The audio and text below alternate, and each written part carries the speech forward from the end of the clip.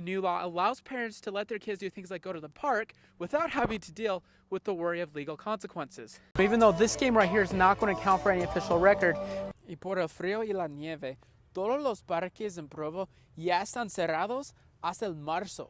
Looking at my phone right now, it's 41 degrees outside. For the first time in BYU history, they have 4 NCAA teams ranked in the top 10 at the same time. Those teams are number 9 men's golf, number 9 women's cross country, number 2 men's cross country, and number 1 women's volleyball. Sportsline reporter Adam Gibby went to find out why it is so dangerous. And Adam, what did you run into? A lot of runners, not very much light, but a ton of traffic. Tori Stoker was out on a run one evening when the unexpected happened. SUV turned, and while I was pushing my friend out of the way, hit my side.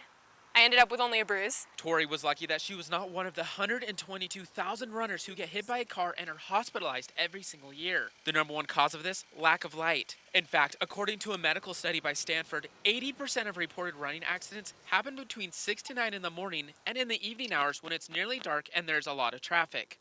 I decided to put on a vest and a GoPro to see exactly how bad the light can be in Provo around 5:30 p.m. And as I come out on this road, the visibility is actually pretty decent. I'm on 300 north, but as I turn onto 400 east, which is one of the most used streets in the area, you'll see that as I make the corner here, almost all visibility is going to be lost. Now, if you are a car turning in or out of a driveway here, such as right here, there is no way you're going to see a runner coming by. The lack of light is one of the main reasons why Second Wind running assistant coach Jason Colgrove does not allow his team to practice after dusk. Definitely can't have any night practices because of that concern of a runner possibly getting hit. Despite many believing the problem was with the drivers, some believe the issue is actually the runners. Bill Pepperone, the assistant director of Provo City Development, says, quote, even when the pedestrian is in a marked crosswalk and when the pedestrian unquestionably has a right-of-way, he or she is foolish to assume the motorist is going to stop. Wearing a reflective vest, running with a partner, and obeying all traffic laws are the safest ways to avoid an accident. Spending 5 seconds at a stop sign is not going to cost you your job, and it'll save time, trouble, tragedy, lives even. No matter who is at fault, the most important thing is for people to be more cautious so that everybody makes it home safely. Now, there is some good news. I talked with Eliza Hoffman, who works at the Provo Rec Center, and she told me that as the days get shorter and the temperatures drop, people are more likely to go to the gym or run during the middle of the day. Back to you. Thanks, Adam. Today, we bring you the second part of his coverage, where he decided to dig even deeper. This is me, Adam Gibby, and you may be wondering why I'm running onto a volleyball court with a football helmet on. It all started when BYU team captain Mary Lake told me this about getting a dig. I think about it and I think this should hurt a lot more than it does, but it doesn't. I think anyone, once you do it a couple times, it becomes normal. I still wasn't so sure, especially considering that Lake may be the best libero in the NCAA right now. Hit back over by Haddock. There's Lake one more time. Then she told me this and had me convinced. Struggle comes with being disciplined enough to just be calm and trust your body to react. Because when you do that, you dig everything. Everything?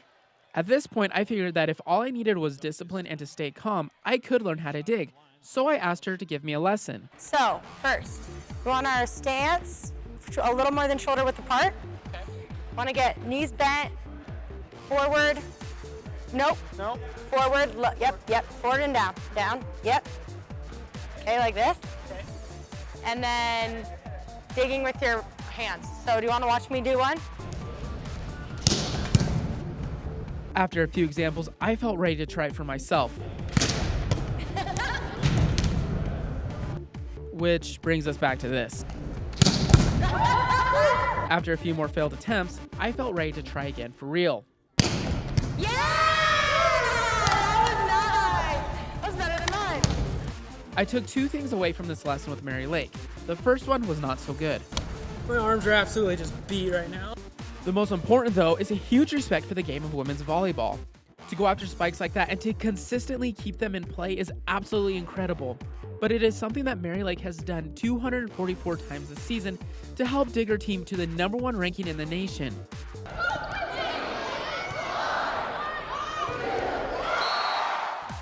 Reporting for Sportsline from the Smith Fieldhouse, I'm Adam Gibby.